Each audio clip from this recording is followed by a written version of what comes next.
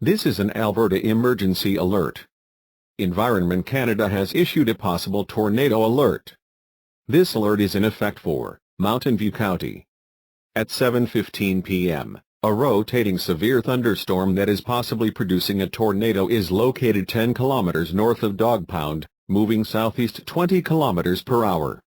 If you are in the affected area, seek shelter immediately in a basement or reinforced structure.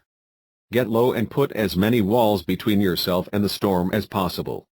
Stay away from windows, doors and outside walls. If you are on the highway and cannot avoid the tornado, seek shelter in a ditch or ravine.